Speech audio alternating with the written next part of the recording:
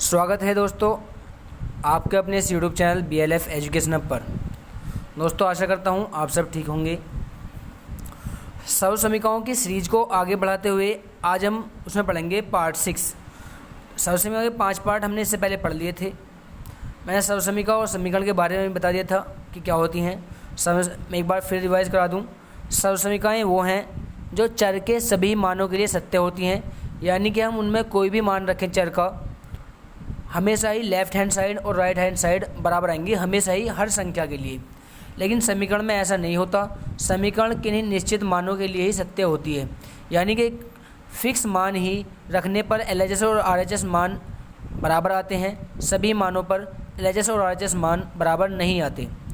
तो हमारे पास क्वेश्चंस हैं इस टाइप के 2x + 3y + 4z या x - 2y + 3z m + 3n - 4p, ये सबके होल स्क्वायर हैं। तो इनमें जो हमारी सर्व समीकरण यूज़ होगी वो है a + b + c का होल स्क्वायर, क्योंकि इसके अलावा ऐसा कोई फॉर्मूला नहीं है, ऐसी कोई सर्व समीकरण नहीं है जो इनमें अप्लाई हम कर सकते हों।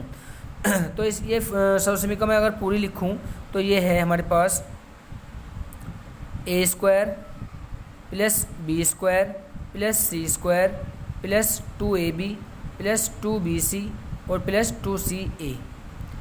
तो ये है। सबसे पहले हम पहला क्वेश्चन देखते हैं।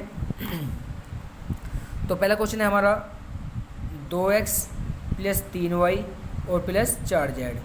तो सबसे पहले हम इस सर्व समीकरण से कंपेयर करेंगे इसे। तो यहाँ पर हम देखते हैं कि प्लस से पहले a लिखा है, तो प्लस से पहले यहाँ पर 2x है, तो a का मान हो गया 2x। उसके बाद दूसरे नंबर पे b है, दूसरे नंबर पे 3y है, तो b की वैल्यू हो गई 3y। और तीसरे नंबर पे c है, तो c की वैल्यू हो गई 4z। तो हमारे पास a b c के मान आ गए, हमने पता कर लिए।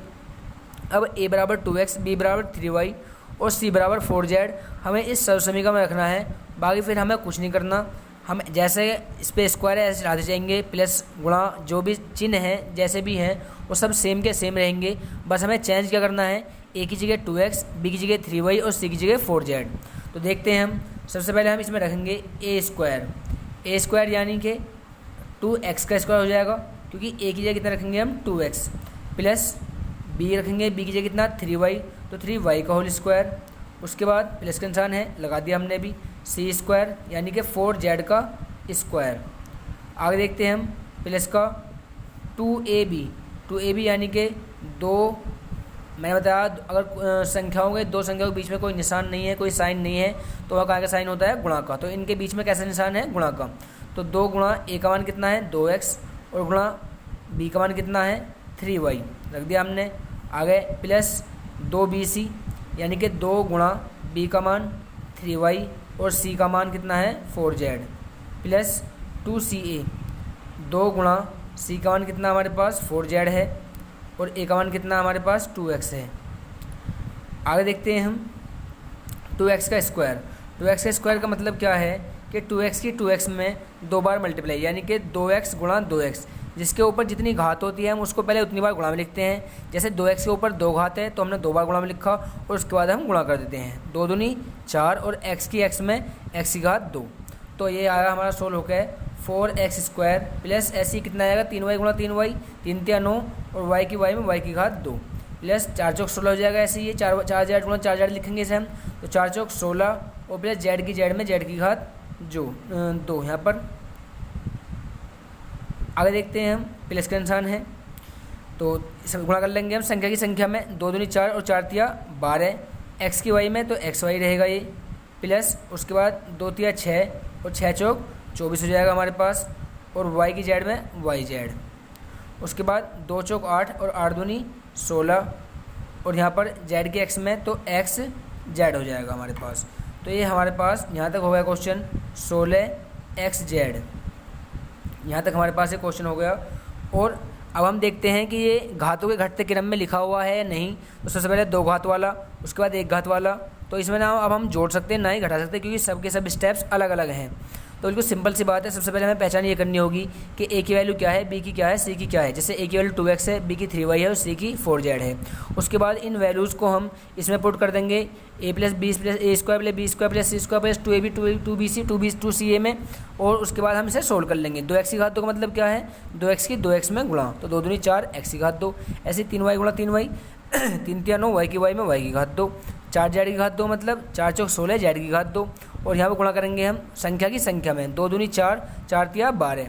अब चूंकि x अलग है y अलग है तो केवल गुणा में लिख सकते हैं हम, इसकी घात नहीं जुड़ेंगी क्योंकि आधार एक जैसे नहीं है। तो y की z में करेंगे ऐसे यहाँ पे तो y z रहेगा, फिर z की x में करेंगे तो x z ही रहेगा, और संख्या गुणा कर लेंगे हम, 2 तिया 6 6 चौक 24, ऐसे यहाँ पे 2 चौक 8 8 दूनी 16। अब हम कोई और सा क्वेश्चन देख लेते हैं, इसमें एक क्वेश्चन, बाकी फिर 3 क्वेश्चन आपको करने हैं, और ऐसे ही 8th क्लास की बुक में मिलेंगे ये क्वेश्चन आपको, वहाँ से आपको इसकी प्रैक्टिस करनी है, क्योंकि दोस्तों हम जितनी प्रैक्टिस करते हैं हमारा मैथ उतना ही अच्छा हो जाता है। तो मैं कोई सा क्वेश्चन देख लें जैसे हम देख लें, यही देख लें मैं क्वेश्चन नंबर 5। तो क्वेश्चन नंबर 5 देखते हैं हम। तो क्वेश्चन है हमारे पास 2p माइनस का क्यू और माइनस 3r का होल स्क्वायर। तो सबसे पहले हमें यहाँ पर वैल्यू देखनी होंगी। तो a की वैल्यू कितनी है हमारे पास, 2p है, और b की वैल्यू कितनी है हमारे पास, माइनस का क्यू है। ये बात ध्यान रखनी है कि हमें अगर प्लस का चिन्ह है तो लगाना नहीं है, लेकिन अगर माइनस का है तो वो दिखाना हमें। तो b का मान कितना है, माइनस का क्यू, और c का मान कितना हमारे यहाँ पे माइनस का 3r यानी कि 3r। अब इन सभी मानों को हम इस फॉर्मूले में, इस सर्व समीकरण में रख देंगे। तो रखेंगे इस फॉर्मूले में a की घात 2, a कितना हमारे पास 2p है, तो 2p की घात 2 हो जाएगा सबसे पहले हमारे पास। उसके बाद प्लस बी स्क्वायर यानी कि b का मान कितना है, माइनस का क्यू, तो माइनस क्यू की घात 2 हो जाएगा, क्योंकि हमें घात जैसी है ऐसी रखनी है, प्लस माइनस गुणा के चिन्ह सब ऐसे रखने हैं। प्लस सी स्क्वायर, सी की जगह कितना हमारे पास है, माइनस का 3r, तो माइनस का 3r का स्क्वायर।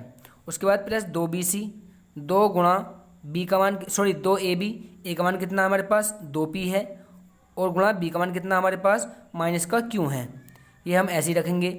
उसके बाद हमारे पास है फिर 2bc, तो 2ab था हमारे पास, अब 2bc, 2 गुणा b का मान कितना हमारे पास माइनस क्यू है, और c का मान कितना हमारे पास माइनस का 3r है। उसके बाद 2ca, 2 गुणा c का मान कितना माइनस का 3r है, और उसके बाद a का मान कितना हमारे पास 2p है।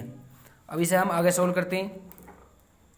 तो सबसे पहले 2p की घात 2 का मतलब क्या हुआ, ये 2p की गुणा 2p में, यानी कि जब हम 2p की 2p में गुणा करेंगे तो 2 दूनी 4, और p की p में करेंगे तो एक घात इस पर एक घात इस पर, आधार एक जैसे होने की वजह से p की घात 1 p की घात 1 p की घात 2 हो जाएगी, और 2 दूनी हो जाएगा यहाँ पर ये 4, तो 2 दूनी 4 और p की घात 2, तो 4 p की घात 2 हो गया हमारे पास। उसके बाद दोस्तों हम रखेंगे b का मान है हमारे पास माइनस, यहाँ पर हमने रख रखा है माइनस का क्यू की घात 2, तो जब हम माइनस के क्यू में गुणा करेंगे तो कितना हो जाएगा हमारे पास, माइनस माइनस प्लस हो जाएगा, और क्यू की घात 2, तो जाएगा हमारे पास क्यू की घात 2। उसके बाद आगे देखते हैं माइनस का 3r की घात 2, तो चूंकि माइनस का निशान भी है तो माइनस का 3r गुणा माइनस 3r, जिस पर जितनी घात है उसे इतनी बार गुणा में लिखेंगे, उसके बाद गुणा कर देंगे, माइनस माइनस प्लस 3 तिया 9 और r की घात 2, तो प्लस का 9 r की घात 2 हो जाएगा हमारे पास। आगे देखते हैं हम यहाँ पे सबसे पहले चिन्ह गुणा, प्लस माइनस माइनस, अब संख्या की संख्या में 2 दूनी 4, यहाँ संख्या नहीं है तो ऐसे रहेगा 4, और p की क्यू में p क्यू। उसके बाद प्लस माइनस माइनस और माइनस माइनस प्लस बन जाएगा, फिर दोबारा 2 तिया 6, और क्यू की r में क्यू r। उसके बाद यहाँ पर प्लस माइनस माइनस 2 तिया 6 और 6 दूनी 12, और p की r में पी आर।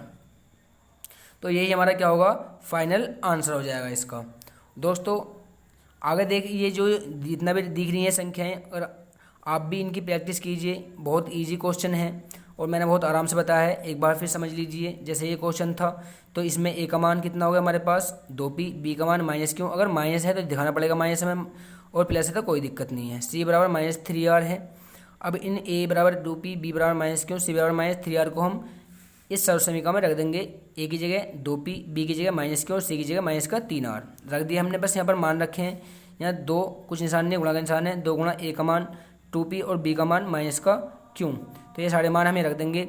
अगर आपको वीडियो अच्छी लगी हो तो वीडियो को ज़्यादा लाइक करें, शेयर करें और हमारे चैनल को प्लीज़ सब्सक्राइब कर लें, क्योंकि मैं मैथ की, साइंस की और इंग्लिश की वीडियो लाता रहता हूँ और जो शॉर्ट वीडियो हैं वो डेली डलती रहती हैं। तो आप शॉर्ट वीडियो को ज़्यादा लाइक करें, ज़्यादा शेयर करें। मिलते हैं अगली वीडियो में।